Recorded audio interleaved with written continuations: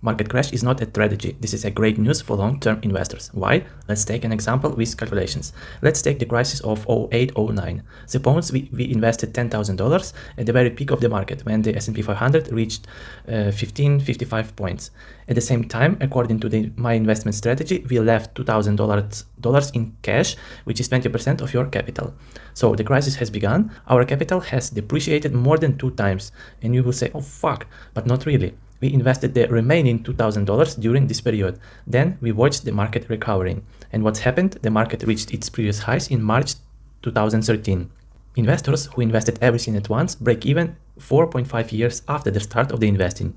But those who used the safety $2,000 as a safety net earned almost 16% return. So what's the conclusion? You can make money on the stock market crash. However, we don't know when this crisis will be.